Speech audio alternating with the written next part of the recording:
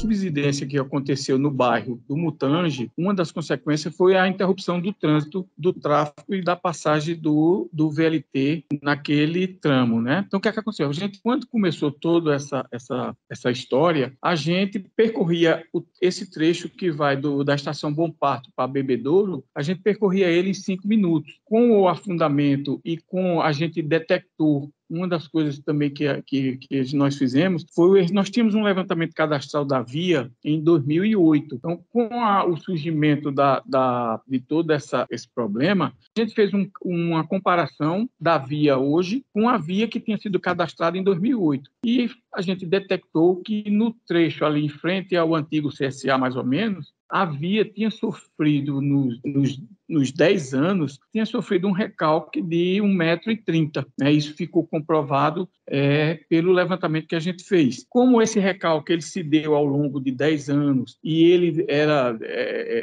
muito lento, o nosso pessoal da via ele saiu fazendo compensações, colocando sempre a via, nivelando, alinhando ela. O afundamento não afetou tanto a nossa passagem. A via continuava segura, geometricamente ela atende a passagem do trem, mas foi uma das coisas que determinou que realmente estava havendo esse afundamento. O pessoal da CPRM tinha feito uma detecção mais ou menos disso, mas foi feito com interferometria. Então, a gente tinha um dado de cadastramento topográfico. Quando a Defesa então Civil, ela recomendou que a gente não passasse mais pelo trecho. A gente atendeu essa recomendação e conversando, acertando com a Braskem se responsabilizou por fazer fazer uma baldeação. Só que a gente foi em plena época da pandemia, a gente deixou de fazer um percurso que a gente fazia em 5 minutos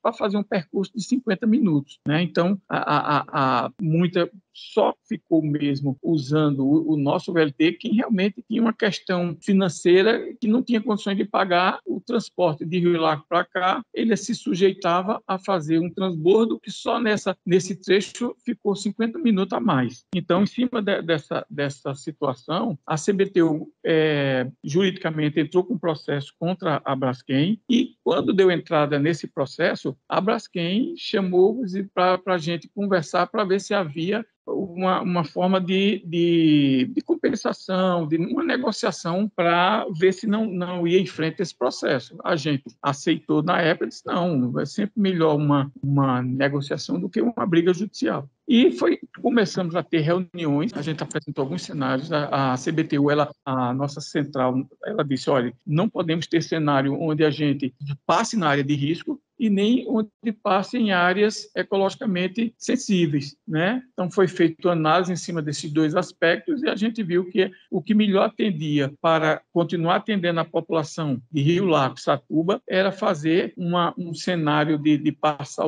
o VLT por dentro da cidade para descer em Satuba ou em Rio Largo. Aí a Braskem questionou isso porque achou que os valores, é óbvio que os valores eles não eram foi valores feitos em cima de estimativas, e ela disse, não, por que a gente não contrata uma empresa para fazer o levantamento desse cenário, para a gente ver o que melhor seria para a Braskem, para a CBTU, né? Então, a gente aceitou e a Braskem contratou uma empresa, e que essa empresa, o objetivo dela era analisar cenários cenários que restabelecesse o fluxo normal do trem, do VLT, devido à subsidência. Então, a Braskem, ela ofereceu 3 opções de percurso que a gente não concordou porque eles passavam exatamente onde a gente achava que não era para passar. Locais muito perto da área de risco, locais que têm a parte de ecologia sensível, passava pela Fernandes Lima, que a gente sentia que tinha um problema, a prefeitura estava fazendo obras lá no canteiro, não seria muito difícil ela aprovar. E nós demos a ideia de 2 cenários, que eram cenários que iriam aqui passando pelos 2 shoppings, aqui de baixo, e subiria pela Menino Marcelo e desaguaria ou em Satuba ou no Rio Largo. Aí, então, a firma trabalhou em cima desses 5 cenários. Então, ela produziu relatórios, ainda vai apresentar o relatório final está previsto para esse final de fevereiro, ela apresentar o relatório final e dentro do termo assinado com a Braskem, o termo de negociação, nem nós temos a obrigação de aceitar a situação que eles apresentaram, nem a Braskem também tem, né? Então, está na fase de negociação a análise desses 5 cenários. A Braskem também, ela, como forma de compensação, devido ao fato com a via interrompida, todos nossos serviços de manutenção era feito aqui na central, em Maceió. E o abastecimento também. A gente já tinha um projeto de fazer um posto de abastecimento em Gustavo Paiva, mas a gente não tem nada de fazer manutenção do lado de lá, do trecho cindido. Então, a Braskem hoje nós temos um termo de cooperação, onde eles estão construindo um galpão que servirá de manutenção do lado que fica a parte, digamos assim, a parte norte, a parte de cima, e também uma oficina provisória que hoje está lá em Gustavo Paiva. Então, eles têm feito esse serviço de uma forma de compensar o fato da gente hoje não conseguir trabalhar, fazer a manutenção dos VLTs do lado de lá. E a gente está com 5 VLT do lado de lá e 3 do lado de cá. Então, no termo de cooperação, eles estão fazendo esse tipo de serviço. Aí,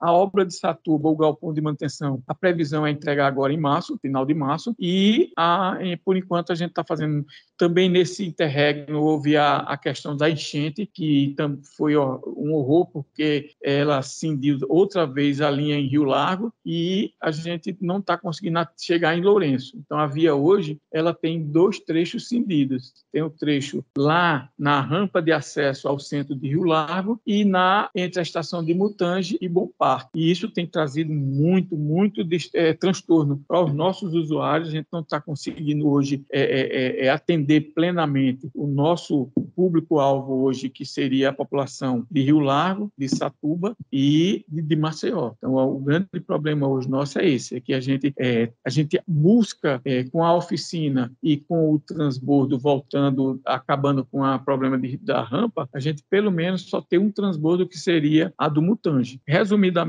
nossa situação hoje é essa. A Braskem está nos ajudando na questão da oficina em Satuba, fez uma oficina provisória em Gustavo Paiva e em Lourenço, mas a decisão final ainda está em negociação. E também a gente tem, hoje o que eu falo para vocês é o que já está já está bem divulgado isso aí, porque junto ao termo de cooperação existe cláusulas de sigilo, né, que não é que tenha muita coisa escondida, mas por precaução eu vou procurar dizer só aquilo que já é de conhecimento, já foi divulgado, entendeu? Então, em questão de mobilidade, a CBT hoje ela não está conseguindo cumprir plenamente o papel dela devido ao afundamento do trecho lá em Mutange.